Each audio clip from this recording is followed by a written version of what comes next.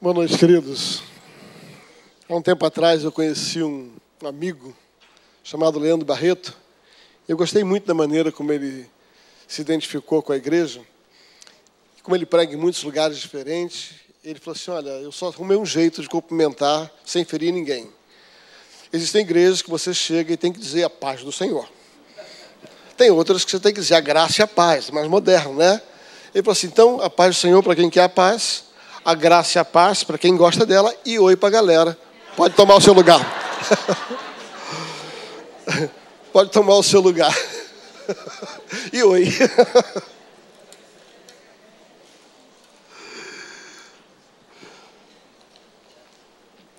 Eu vinha perguntando a Deus há algum tempo, desde que Deus me concedeu o privilégio de poder estar aqui essa noite, sobre o que conversar. Nós tivemos aqui, acho que há 2 anos atrás, num congresso, numa dessas conferências de família, e foi uma bênção, foi muito bom para mim estar aqui, né? E nós tivemos a oportunidade de ministrar, e daqui surgiu também o desejo de fazer algumas conferências na igreja sobre isso. Nos inspiramos no que vocês estão fazendo, e tem sido uma bênção poder praticá-los lá. Eu quero, na verdade, em cima do tema proposto, construindo uma casa sobre a rocha, trazer alguns pensamentos. 2 pensamentos, um hoje, outro amanhã, a respeito dessa estrutura de construir a nossa vida em cima da rocha, o nosso casamento em cima da rocha, a nossa família em cima dessa rocha que é Cristo Jesus. Eu não vou ler o texto, você conhece o texto que fala a respeito disso. Jesus, ele fala isso a respeito, trazendo uma ilustração. Ele vai dizer a respeito sobre o homem prudente e sobre o homem insensato. E ele vai dizer que o homem prudente é aquele que constrói a sua casa sobre a rocha, e o homem insensato é aquele que constrói a sua casa sobre a areia. E ele usa 3 figuras a respeito disso. Ele diz assim, olha, e vindo a chuva, e vindo o vento, e subindo as águas. Ele trabalha 3 aspectos dentro desta ilustração, dentro desta parábola. Ele vai falar sobre 3 tipos de ataque que nós temos. Aquele ataque que vem de cima para baixo, que é a chuva. Aquele ataque que vem de forma frontal, que é o vento. E aquele ataque que vem de baixo para cima, que é o subir das águas. E em cima dessa colocação de Jesus, eu creio que eu entendi algo, não significa que é a única verdade, né? Entretanto, foi algo que ministrou muito e me fez entender de maneira prática a respeito da nossa vida como família e das 3 áreas onde nós sofremos muitos ataques, né? Quando Jesus fala sobre esta casa pode ser você como pessoa, pode ser o seu casamento, pode ser a sua família como um todo, pode ser a sua vida profissional.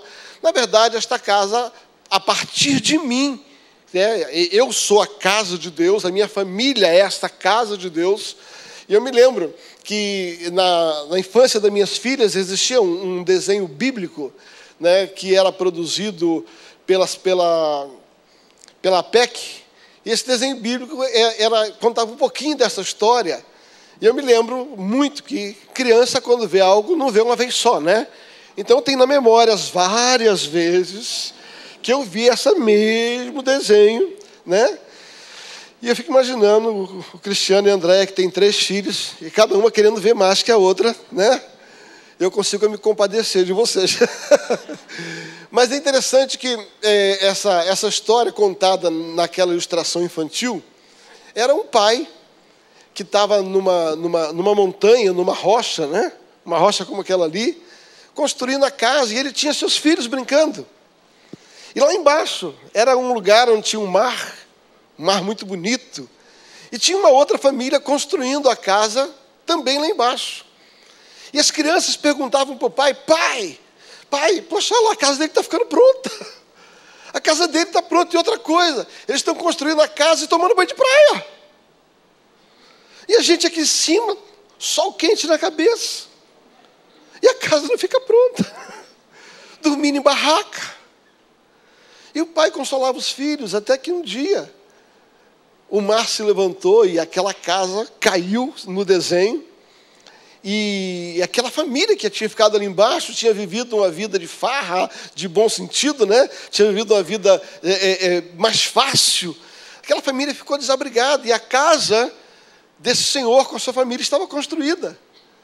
E o que mais me chamava a atenção naquele desenho é que aquele pai desceu para socorrer aquela família que tinha construído a sua casa sobre a areia. E assim, isso marcou para mim. Isso marcou e me trouxe um pensamento. Nós não precisamos construir uma casa sobre a rocha, porque a nossa família precisa disso. Também porque é a nossa família, mas precisamos construir uma casa sobre a rocha, porque a casa que nós construímos precisa ser abrigo para quem ainda não construiu. A razão pela qual nós precisamos construir uma casa sobre a rocha, ela não pode ser egocêntrica. Porque tem muita gente que não conhece a rocha. Tem muita gente que tem construído por ignorância a sua casa. Em cima da areia, na facilidade, sem verdade, sem princípios, sem a palavra. E uma hora, ou o vento, ou a chuva, ou a água vai bater nessa casa. E Jesus diz que ao bater a água nesta casa, essa casa vai cair. Queridos, e nós não podemos ficar lá em cima da nossa casa, sobre a rocha, olhando e dizendo assim, está vendo? Eu fiz certo e você fez errado. Aquele desenho despertou em mim uma verdade por trás desse texto que não é explorada. Queridos, eu preciso construir uma casa sobre a rocha, em primeiro lugar, porque eu preciso viver nesta segurança. Porque eu preciso que a minha família tenha esta segurança, mas porque a minha casa tem que ser segurança para as pessoas. E é fundamentado nesta verdade que eu quero trazer dois pensamentos, um hoje e outro amanhã. Que a nossa casa, que nós estamos construindo sobre a rocha, e nós somos privilegiados porque conhecemos a rocha. E talvez só falte a gente alguns ajustes para levar essa casa para ser alicerçada melhor. Eu creio que eu não estou ministrando para pessoas que estão construindo casa sobre areia. Talvez a gente precise só melhorar o alicerce, talvez a gente precise só dar uma ampliadazinha nessa questão da nossa construção. Então eu vou partir de uma base de que você já está construindo sobre a rocha. Amém? Você já está construindo. Eu não posso pregar na academia da fé sem entender que vocês já estão construindo uma casa sobre a rocha. Então eu não quero chover no molhado. Eu quero partir desse patamar para diante. Você está comigo? Amém? Então veja bem o seguinte. 3 provações, antes de entrar no texto que eu quero ministrar. 3 provações que toda família vai passar. Isso é bíblico. Porque Jesus diz, fala comigo, vindo a chuva, mas faz assim, vindo a chuva, diga assim, batendo o vento, e subindo as águas. De novo, chuva, vento e água. Nós sempre seremos provados em 3 esferas. Aquela que vem de cima para baixo, e eu quero pegar esse de cima para baixo como o mundo espiritual do mal e não o mundo espiritual do bem. Tá? As potestades, as forças que operam nos ares. A Bíblia fala sobre isso, né? As setas, os dardos inflamados do maligno que operam nas regiões celestiais. Toda família vai sofrer uma provação espiritual. Por que nós vamos sofrer uma provação espiritual? Isso não é profético, isso é verdade. Porque você está mexendo no ninho da abelha, querido. Você está mexendo no vespeiro. Você começa a ajustar a sua vida, a sua família, começa a botar as encrenquinhas de lado, você está eliminando a influência desse mundo espiritual. E quando você elimina, ele não gosta de perder. Então ele vai contra-atacar. Ele vai tentar retalhar a sua vida. Então toda vez que você já está construindo, vou voltar milhares de vezes, já está construindo a sua casa sobre a rocha. Você não vai começar, você já está. Se você não está, fecha um parênteses, para tudo e começa tudo de novo. Né? Mas vamos partir daqui, já estamos construindo. Você está construindo, haverá uma retaliação, porque ele não deixa barato. Agora, ele não prevalece, porque ele só se levanta para cair. Mas você precisa entender que existe essa possibilidade e ela é real. Ela é real. Nós criamos defesas, nós vamos criar defesas para que não sejamos atingidos por esses dardos inflamados do maligno, né? E a melhor defesa é a cobertura. Você tem uma boa cobertura, esse dardo não entra. O negócio de ter uma cobertura furada é coisa complicada, né?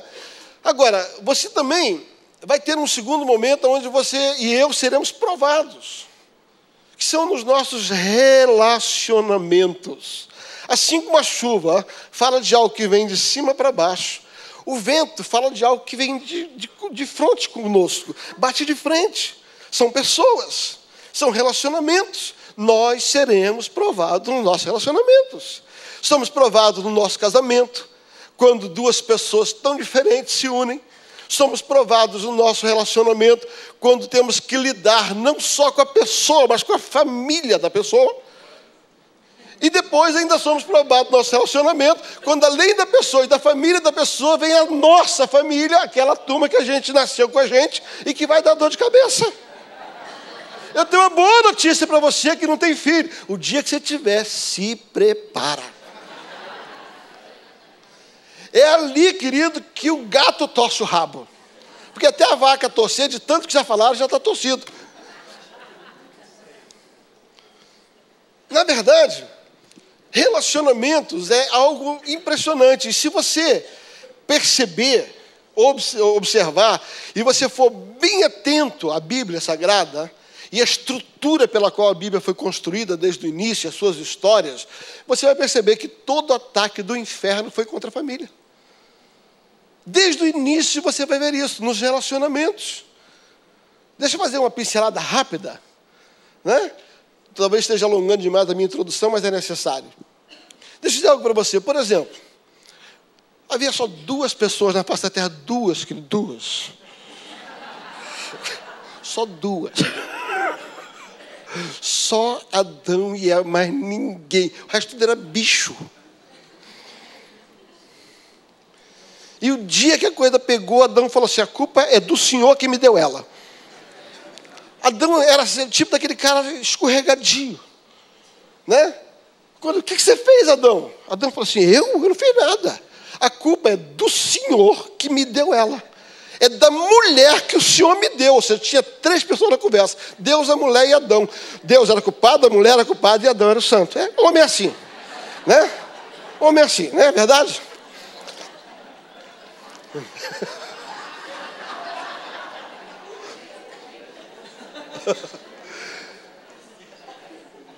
E ali começa, né? Foi você que me deu, mas você que aceitou. Essa história. Aí nasce mais 2 pessoas, agora são 4. A encrenca dobra. Se quando tinha 2, eles brigavam entre eles, quando tinha 4, começou a se matar.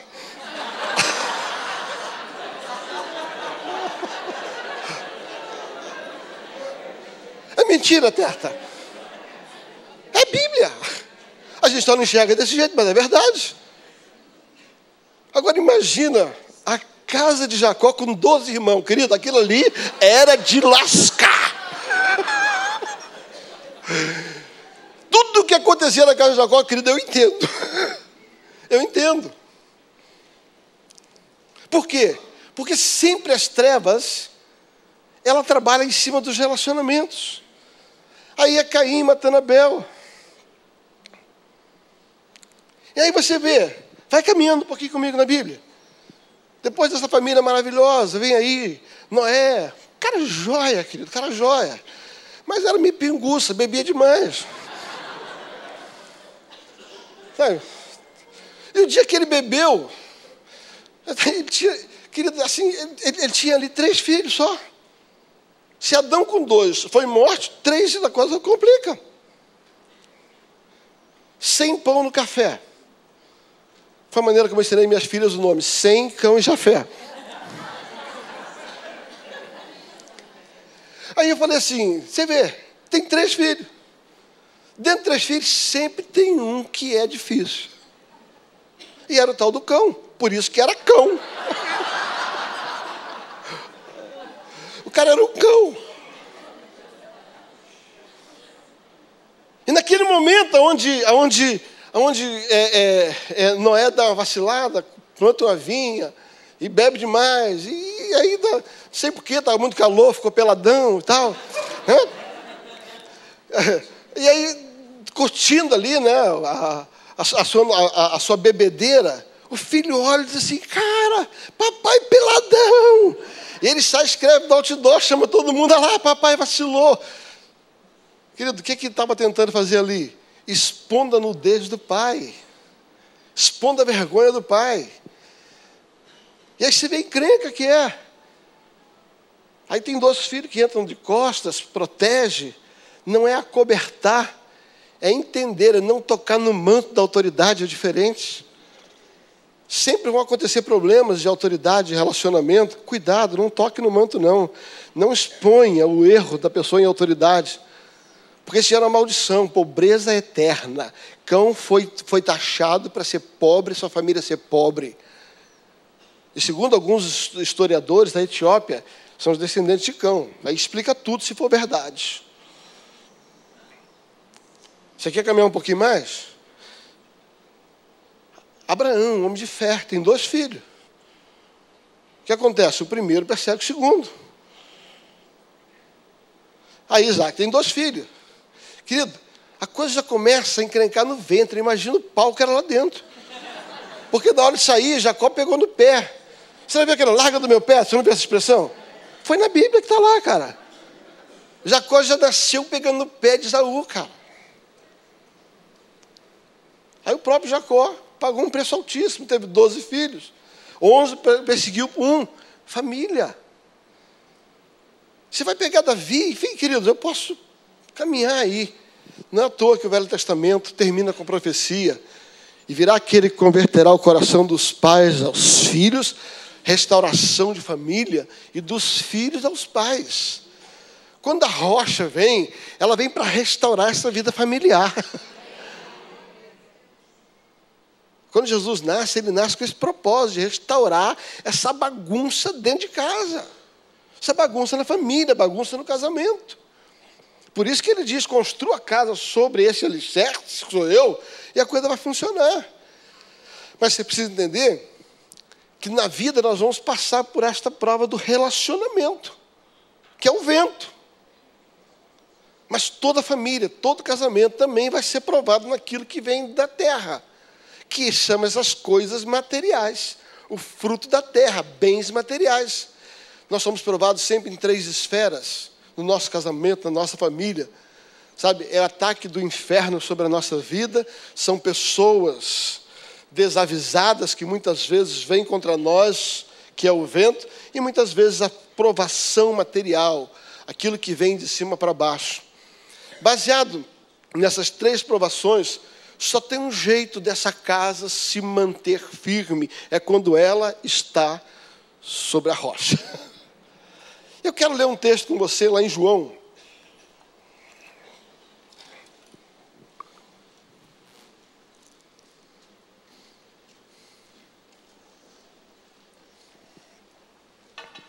João capítulo 4.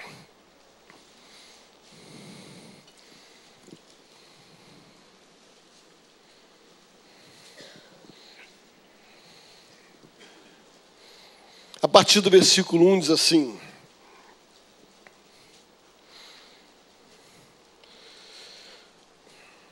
Quando, pois, o Senhor veio a saber que os fariseus tinham ouvido dizer que ele, Jesus, fazia e batizava mais do que os discípulos de João, se bem que Jesus mesmo não batizava, e sim os seus discípulos, deixou a Galileia, retirando-se outra vez, deixou a Judeia, retirando-se outra vez para a Galileia.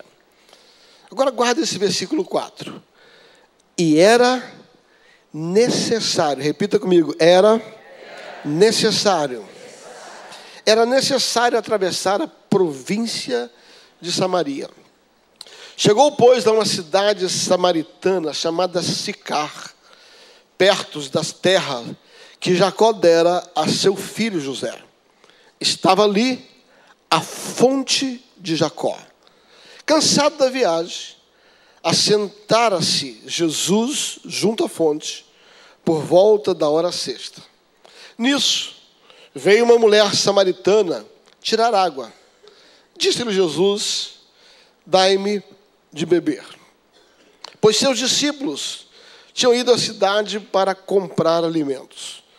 Então lhe disse a mulher samaritana: como sendo tu, judeu, pedes de beber a mim, que sou mulher samaritana, porque os judeus não se dão com os samaritanos? Replicou-lhe Jesus: se conheceras o dom de Deus, e quem é que te pede água?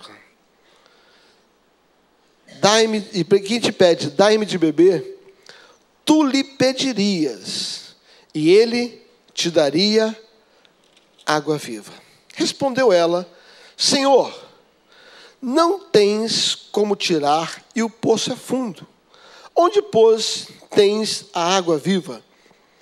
És tu, porventura, maior do que Jacó, nosso pai, que nos deu o poço, do qual ele mesmo bebeu? Repita comigo: ele bebeu. Agora diga assim: bem como seus filhos e também o seu rebanho. Afirmou-lhe Jesus: quem beber desta água tornará a ter sede. Aquele, porém, que beber da água que eu lhe der, nunca mais terá sede. Pelo contrário, a água que eu lhe der será nele uma fonte que jorra para a vida eterna. Disse-lhe a mulher: Senhor, dai-me desta água, para que não mais venha ter sede, nem precise vir aqui buscá-la. Disse-lhe Jesus: vai, chama o teu marido e vem cá. Ao que lhe respondeu a mulher: não tenho marido. Replicou-lhe Jesus: bem disseste, não tenho marido, porque 5 maridos já tiveste, e este que agora tens não é teu marido. Isto disseste com verdade. Queridos, esse texto é muito conhecido e tem muitas verdades por trás dele, principalmente quando a gente vai falar sobre adoração. Ele é um texto muito usado, mas eu quero partir de algumas primícias para você entender. Primeira é a informação que está na Bíblia: era necessário passar por Samaria. Olha para o seu irmão e diga assim: era necessário. Eu descobri algo que essa informação, ela é muito relevante para você entender o contexto da história. Até porque da Judéia para a Galileia, tá, passava-se por Samaria. Mas, como os judeus não se davam, eles caminhavam uma jornada maior, e alguns dizem que cerca de 1 dia a mais, simplesmente para não passar no meio dos samaritanos. Eles não se davam, eles não gostavam dos samaritanos, o relacionamento deles era muito complicado, historicamente falando. E aqui, Jesus, ele faz algo, ele decide passar por Samaria, e o escritor diz: era necessário passar por aquele lugar. Por que era necessário? Porque ali havia aquela mulher. Jesus foi ali por causa daquela mulher. Jesus passou por aquele caminho, ele entrou por um lugar onde ninguém queria entrar. Ele foi a um lugar onde ninguém da sua terra gostava de ir, porque ali havia uma família que estava destruída, uma mulher que estava uma vida conjugal totalmente complicada. Jesus passou naquele lugar porque ele queria restaurar o valor da família na vida daquela mulher. E você vai entender isso. Por isso era necessário. Eu creio que quando Deus colocou no coração dos líderes desta casa a respeito desse encontro, desta conferência, é porque era necessário que você estivesse aqui nessa noite. Era necessário que aquilo que vai ser pregado nesses 4 dias, era necessário para que você pudesse ouvir. Era necessário para que eu pudesse ouvir. Era necessário Jesus passar por ali. E o que me chama a atenção é que o alvo de Jesus era aquela mulher. Só que por trás daquela mulher existia uma missão. Por trás daquela mulher existia uma multidão. Quando Jesus ganhou aquela mulher, o texto termina dizendo que ela volta para a cidade. E quando chega na cidade, ela anuncia aquilo que ela havia recebido. E por causa disso, toda uma cidade foi ter com Jesus. Sabe por que Jesus quer restaurar uma pessoa? Porque por trás de uma pessoa existe uma família, por trás de uma família existe uma sociedade, por trás de uma sociedade existe uma cidade, por trás de uma cidade existe uma nação. Por que era necessário Jesus restaurar aquela mulher? Porque por trás da vida daquela mulher, por trás de uma vida restaurada, por trás de uma vida curada, está um ministério. O problema é que hoje muita gente quer estar no ministério sem estar curado. Quer exercer o ministério sem estar curado. Jesus sabia que havia sobre a vida daquela mulher um encargo para que ela fizesse diferença no meio dos seus familiares, no meio da sua cidade. Por isso era necessário Jesus passar por ali. Eu aprendi que uma pessoa tem um grande valor para Jesus. Eu tenho uma notícia para te dar. Se só existisse você na face da terra, Jesus viria para morrer do mesmo jeito. Porque você é importante para Ele. Quando eu era pequeno, eu ficava imaginando, por que Deus tem que se preocupar comigo? É enchente no Nordeste, é seca é enchente no Sul, seca no Nordeste, é tanta gente. Eu sou tão pequenininho, menininho, criado ali. Por que Deus se preocuparia comigo? Até que um dia, Deus começou a me revelar que eu sou importante para Ele. Independente do que acontece no Nordeste ou no Sul. E eu li um texto uma vez, onde Jesus estava operando milagres extraordinários, fazendo cura, ressuscitando pessoas, salvando, pregando. E ele tinha passado um dia tão exaustivo que ele decidiu entrar num barco e dormiu. A Bíblia diz que Jesus dormiu porque estava cansado. Havia trabalhado, estava cansado. Você conhece a história? No meio do caminho, o maremoto, uma das provações, né? O mar que se levanta, né? O maremoto veio contra aquele barco, deu contra aquele barco. Queridos, Jesus não estava dormindo porque ele confiava em Deus, ele estava dormindo porque ele estava cansado. Não adianta você inventar o que não está escrito. A Bíblia diz que ele estava cansado. Embora ele confiasse, o sono era fruto do cansaço. E os discípulos fizeram uma pergunta para Jesus. E eu gosto dessa pergunta. Porventura, não te importas? Olha a pergunta que fizeram para Jesus. Não te importa que pereçamos? Queridos, a única coisa que Jesus se importa é quando a gente está passando aperto. Eles fizeram uma pergunta óbvia. Não te importas? Jesus não responde uma única palavra. Ele só levanta, aquieta o mar, dizendo assim, eu me importo com vocês. Ele para o vento. Ele sossega o mar, a água. E a Bíblia diz que eles chegam do outro lado. Você imagina, um dia inteiro de trabalho, cansado, entra no barco, enfrenta uma tempestade, e quando ele chega no barco, ele é recepcionado por um endemoniado gadareno. Boas-vindas, né? Sabe qual é a coisa mais importante dessa história? É quando você entende que Jesus foi até aquele lugar, em Gadá, libertou aquele rapaz, curou aquele rapaz, e o texto termina dizendo que ele entra no barco e volta para o mesmo lugar onde ele foi. O que eu estou dizendo para você é que depois de um dia inteiro de trabalho, depois de enfrentar uma tempestade, Jesus foi até o outro lado por causa de um endemoniado gadareno. Não fez mais nada ali, mais nada. Simplesmente voltou. Havia uma grande festa em Jerusalém, onde todo mundo entrava pela porta principal.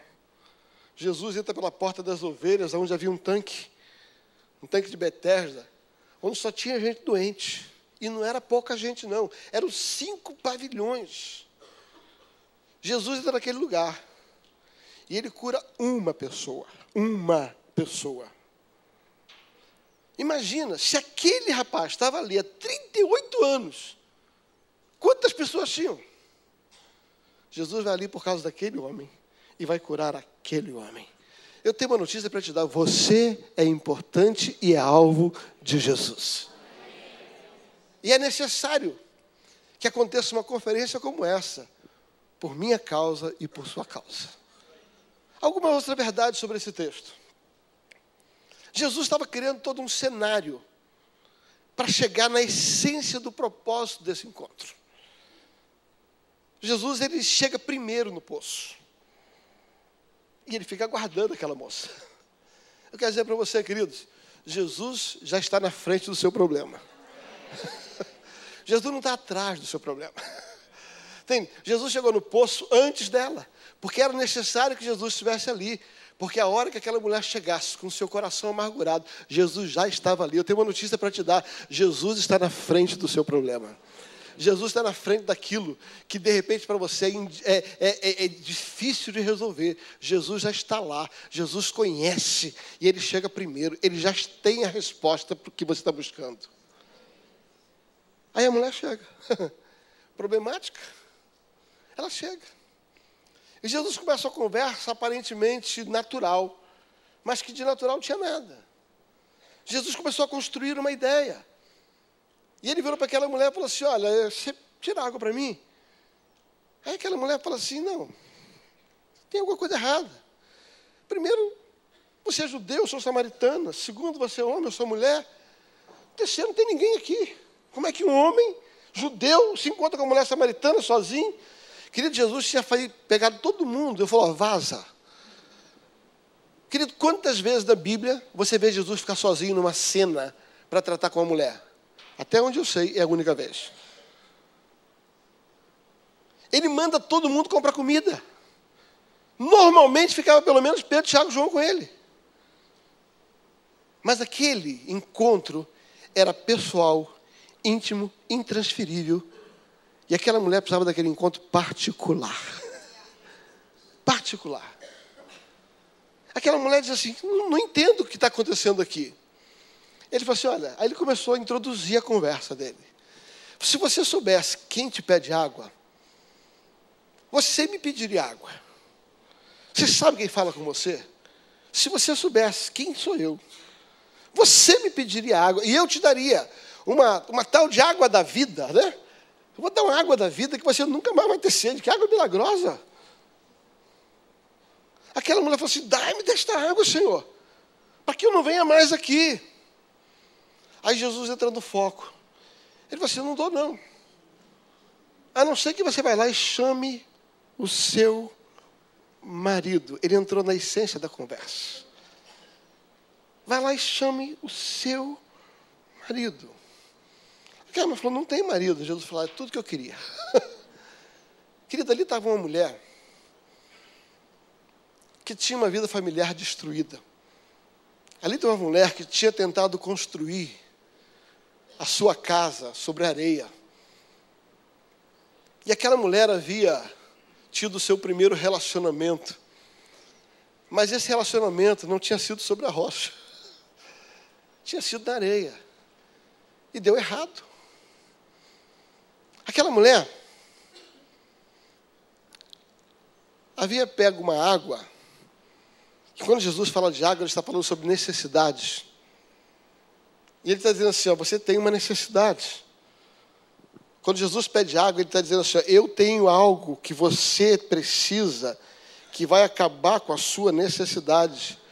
Porque a água que você tem, ela volta a te dar necessidade. Ela não supre a tua necessidade. Porque a água natural que você busca, da maneira como você está construindo o seu relacionamento, você vai ter uma satisfação temporária, mas daqui a pouco, você, como construiu sobre a areia, você vai ter sede de novo. E você vai ter sede de novo. Jesus está dizendo assim, dentro de você, ele está falando com a mulher em outras palavras, existe um vazio, uma carência. Você tem uma sede dentro de você que homem nenhum satisfaz. Por isso, você buscou na primeira água, no seu primeiro casamento, uma satisfação. E por um tempo ele resolveu o seu problema. Mas você voltou a ter sede. E ele não satisfez mais. Então você teve que tirar ele e pegar outra água. E você pegou a segunda água. Porque a primeira não te satisfez, você voltou a ter sede. E você pegou a segunda água.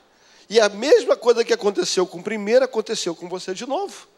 E você pegou a terceira água, e a quarta água, e a quinta água. E agora, se você está envolvido aí num relacionamento extraconjugal, que até esse cara que está aí nem marido teu é. Jesus estava dizendo assim, ó, você nunca vai estar plenamente satisfeito enquanto você buscar água no lugar errado. Enquanto você tentar construir a sua vida familiar de maneira natural, enquanto você tentar se satisfazer através do relacionamento familiar natural, enquanto você construir a sua casa sobre uma areia, que te dá uma satisfação momentânea, e quando vier as provações, essa casa não tem sustentabilidade, e você vai ter que construir outra casa, e você vai ter que construir outra casa, e você já construiu 5 casas. Eu tenho uma notícia para te dar, queridos. Eu sou a rocha, e quando você parar de procurar no lugar errado, construir relacionamentos da forma errada, quando você buscar a verdadeira água, você nunca mais terá sede.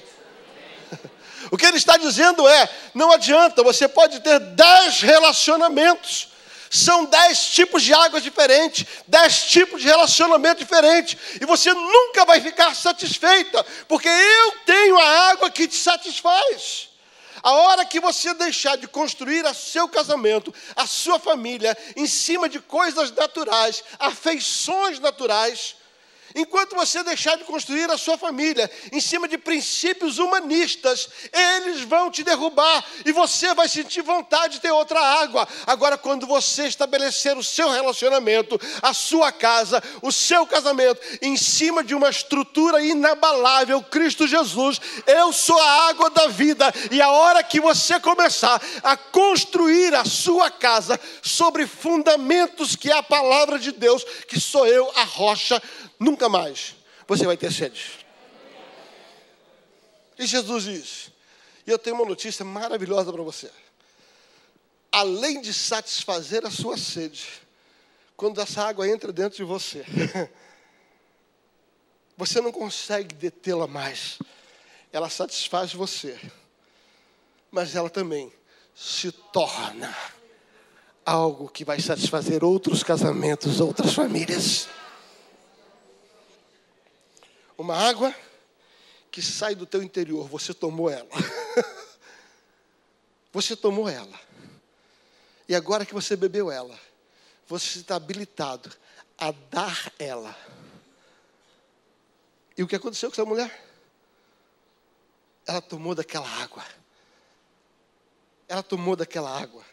Jesus se tornou o 7º marido daquela mulher.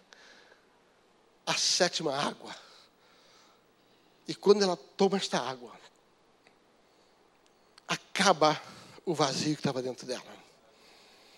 Ela não precisa mais buscar água em lugar nenhum. Ela havia encontrado uma água que satisfaz plenamente. E agora esta água que está dentro dela começa a revolucionar ela. Ela acerta a sua vida. Ela começa a fazer algo que ela nunca tinha feito antes. Ela sai correndo e ela sai gritando, acabou a minha carência, eu não preciso mais de água humana, eu não preciso mais de estrutura humana, eu encontrei aquele que me deu a minha satisfação. Venham, venham, venham, venham, venham, venham, venham, venham receber, venham conhecer aquele que satisfez a minha fome, satisfez a minha sede, satisfez a minha carência, ele vai satisfazer de vocês também. Essa mulher teve que ser curada para servir. Ela teve que ser curada para servir.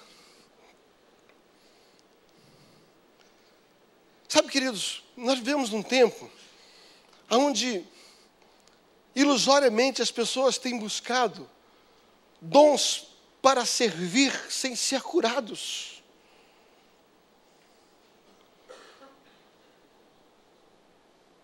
Dons são habilidades sobrenaturais dadas para um fim útil. 1 Coríntios capítulo 12 fala sobre isso. É dado para aquilo que é útil. Entretanto, é possível o dom sair de nós sem nos beneficiar. Beneficia quem ouve, mas não nos beneficia. Não foi o que Jesus falou? Em meu nome curaram enfermos, em meu nome expulsaram o demônio. O dom abençoou a pessoa, mas Jesus diz, quanto a vocês, eu não conheço. Por quê? Porque o dom é dado para aquilo que é útil. Entretanto, a única forma de você se beneficiar é quando você é curado. É quando dentro de você existe um fruto, e por causa deste fruto o dom se manifesta. E se você observar, foi isso o que aquela mulher afirmou, sem saber o que ela estava afirmando. Ela pergunta para Jesus, Jesus, porventura, és tu maior do que o nosso pai Jacó? E ela afirma 3 coisas pelo qual ela entendia que Jacó era um homem importante. Ela compara Jesus a Jacó. Ela diz assim, sabe por que Jacó era importante? Porque ele cavou esse poço. São 4 coisas. Primeiro, ele cavou um poço. Segundo, ele bebeu do poço. Terceiro, a sua família, os seus filhos beberam do poço. E até o seu rebanho bebeu do poço. O que aquela mulher estava afirmando é, Jacó construiu algo, que ele se beneficiou daquilo que ele construiu. Os seus filhos, a sua família se beneficiou daquilo que ele construiu. E o seu rebanho se beneficiou daquilo que ele construiu. Queridos, eu acredito que o ministério curado, uma família curada, um homem curado, uma mulher curada, é aquela que bebe daquilo que ela constrói, que bebe daquilo que ela faz. Cavar um poço era o ministério de Jacó, era a obra de Jacó. Cavar o poço, Jacó fez como uma expressão externa da sua vocação. Só que a Bíblia afirma aqui que este poço que ele cavou, ele precisava beber desta água. Querido, você não pode construir um poço para dar água para as pessoas sem que você beba dela. Você só pode dar para as pessoas beber a água que você bebeu. Você não entendeu o que eu estou dizendo? Você não pode sair pregando se você não vive o que você prega. Você não pode sair aconselhando os seus coleguinhas de escola, suas vizinhas, se o seu casamento está arrebentado. Bebe do poço que você está cavando. Bebe da água que você quer dar para os outros. Antes de dar água, beba dela. Beba dela. É tão interessante quando você entende que nós fazemos uma obra, mas primeiro nós precisamos experimentar e viver da obra que a gente está fazendo. Eu entendo que Deus nos chamou para cavar poços para saciar a sede da humanidade, para saciar a sede de quem está ali. Mas você não pode dar água que você cavou, do poço que você cavou, antes de beber dela. Deixa eu lhe dar um testemunho. Quando, alguns anos atrás, em 2012, nós tivemos uma questão de enfermidade na nossa casa, minha esposa foi acometida de um câncer, e depois da cirurgia, o médico havia dado para ela poucas esperanças de vida. E aquele médico, ele foi assim, muito gentil, mas foi muito difícil lidar com a informação dele. Depois da cirurgia longa, eu perguntei como ela estava, ele demorou a me responder. por 3 vezes, ele só dizia assim, ela é forte, ela é forte. Eu falei, não, eu quero saber como ela está. Eu falei assim, pode contar, pode dizer. Ele falou assim, olha, a medicina fez tudo o que podia fazer. Limpamos, tiramos o câncer, só que o corpo dela não reage. A pressão dela não volta. Nós não temos o que fazer. Se não houver uma reação do corpo dela, a medicina não tem mais o que fazer por ela. Querido, ouvir uma notícia dessa não é fácil. Não é fácil. E eu me recolhi à minha casa e vou ser sincero com os irmãos.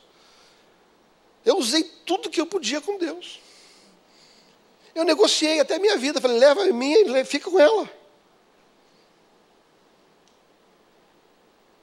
Eu não sei quanto a você, eu amo tanto a minha esposa,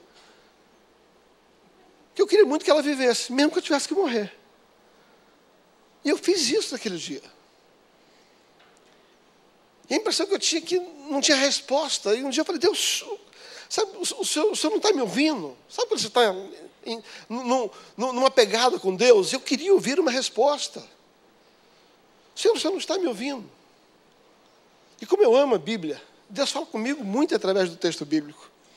E naquele momento que eu estava com o coração aberto diante de Deus, sem ofendê-lo, mas querendo ouvir uma resposta. Sabe qual foi a palavra que Deus me trouxe no Espírito? A palavra de Jó. Olha onde ele foi me levar. Eu no perrengue.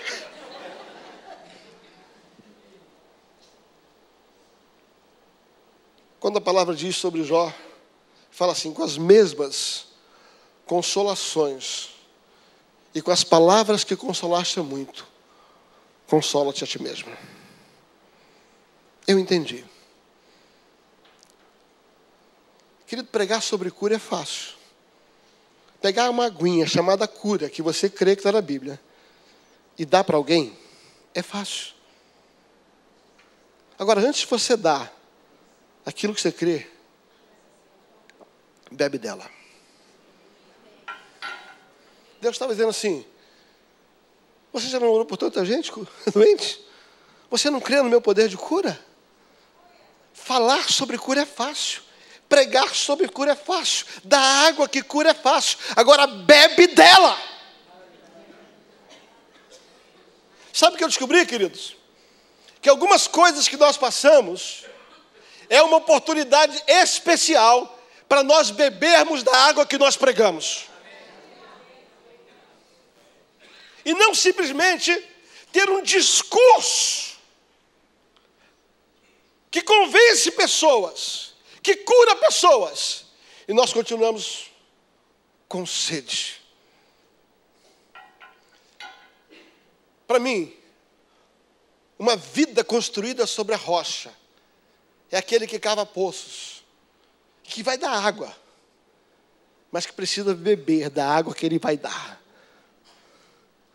Você vai aconselhar pessoas sobre matrimônios, você vai aconselhar famílias sobre como criar filhos, mas você vai ter que beber dessa água primeiro. E para beber dessa água, você vai ter que passar por algumas experiências que vai provar que você está sobre a rocha.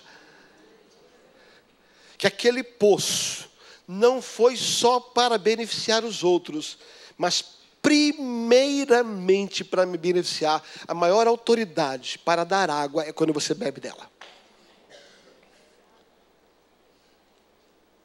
Quer ter autoridade para falar sobre família? Bebe água no teu casamento. Bebe água no teu relacionamento. Bebe água na criação dos teus filhos. Porque toda a água está aqui. E é fácil falar sobre ela. Agora beba dela. Beba dela. Quando aquela mulher diz assim, és tu maior do que o nosso pai Jacó, que nos construiu esse poço. E ele mesmo bebeu desta água. Sabe por que Jacó tinha autoridade? Porque ele bebeu da água. Outra verdade sobre o texto. Você não pode beber da água e deixar sua família morrer de sede. Você não pode beber da água e deixar seus filhos tomando outra água.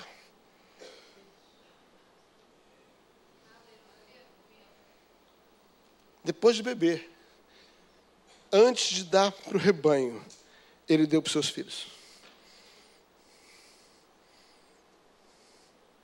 A sua família é o seu primeiro ministério. A sua família tem que ser aquela que beneficia do poço que você cava, da água que você vai dar. Você entendeu o que eu estou dizendo? Precisa ser um pouquinho mais claro você. Não me venha com esse jeitão de crente enquanto seus filhos estão largados. Enquanto a sua família não está bebendo da água que você está bebendo. Sabe qual foi a referência daquela mulher? Era de um homem que fez uma obra. Esse homem viveu daquela verdade da obra que ele cria. Mas os seus filhos também, por gentileza, eu gosto demais dessa experiência. Não significa que não tinha problema na casa de Jacó. Queridos, voltando à nossa introdução, era 12 irmãos. Se com 2 a coisa pegava, com 4 mortos, com 12, só Jesus. Não tem tempo de contar a história de Jacó, dos seus 12 filhos, você conhece ela. Era um poço de encrenca. Não significa que dar água para os nossos filhos, eles não vão errar. Mas significa que eles podem até errar, mas eles conhecem a rocha, a água que é Cristo Jesus. E nós não criamos filho para perdição. Sendo assim, quando nossos filhos percebem que nós cavamos esse poço, que nós vivemos a verdade da água desse poço que nós cavamos, eles podem até tentar uma outra água, mas uma hora ele vai dizer assim, não, aquela água que o papai cavou, aquela água que ele bebe, é essa água que eu preciso. Eu não estou dizendo que nossos filhos não darão problema. Eu estou dizendo que na hora do aperto, eles sabem onde buscar água.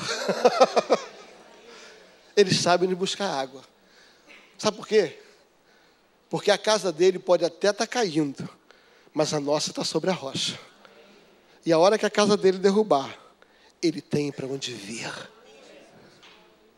Você está entendendo o que eu estou dizendo? Eu não estou só falando sobre uma família perfeita, mas estou falando sobre uma casa, que é abrigo para quem constrói, e é abrigo para construir, para servir alguém que tem a sua casa destruída.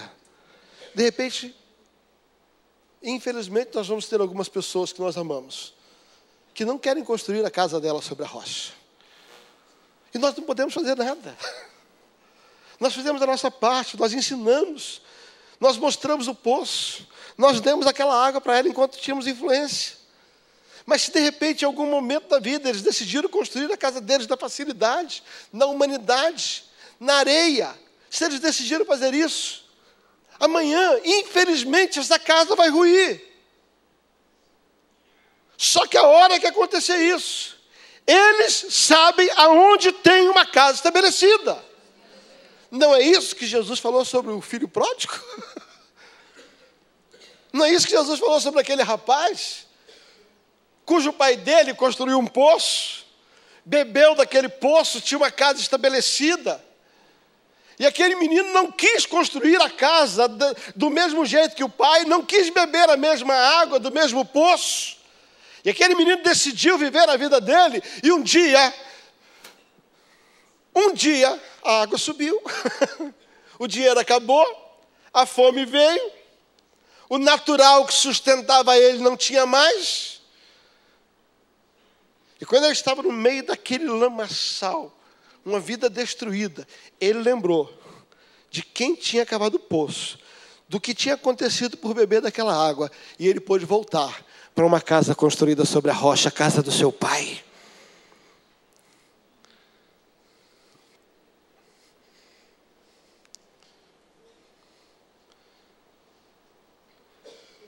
Famílias são aquelas que constroem um poço. que bebem daquele poço, que dão para os outros familiares, e que depois disso, também o rebanho bebe. As pessoas bebem, o gado bebe.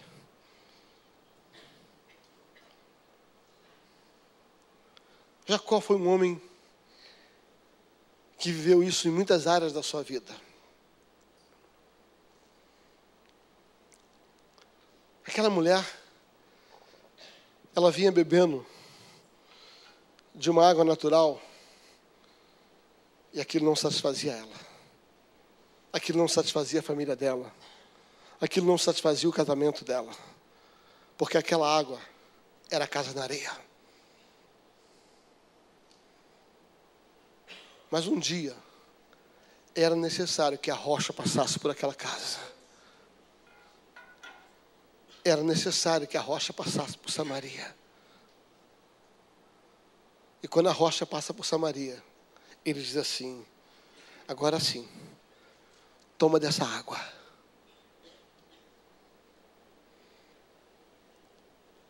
Amanhã eu quero continuar um pouco a respeito disso, mas eu quero colocar um pensamento para você.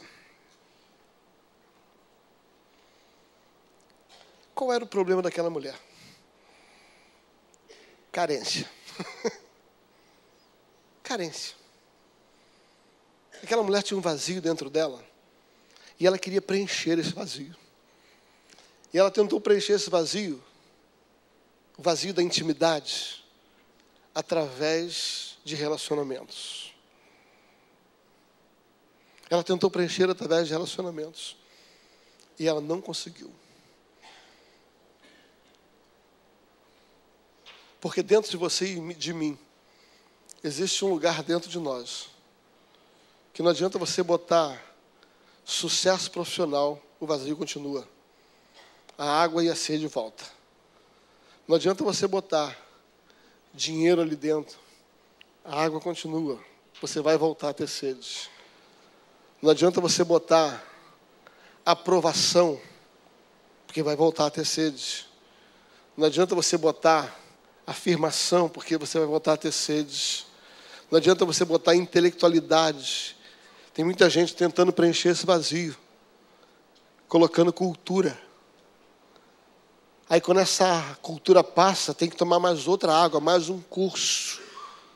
Porque lá dentro, aquele vazio não é satisfeito pela intelectualidade, não é satisfeito por mais um marido, não é satisfeito por mais um curso universitário, não é satisfeito por mais um emprego, por mais um carro, por mais uma viagem, porque esse vazio que está aí dentro, só cabe Jesus, só cabe a rocha. E a única maneira de você se sentir satisfeito é quando você toma da água da vida. E ao tomar da água da vida, você se torna plenamente satisfeito. E você se torna curado dos péssimos relacionamentos, das más experiências. E depois de curado, você está pronto para servir. Por que nós precisamos construir ou continuar construindo a nossa casa sobre a rocha? Porque ela nos serve de abrigo. Porque ela serve de abrigo para a nossa família, para os nossos filhos. E ela servirá de abrigo para as pessoas quando a casa delas ruírem. Até amanhã.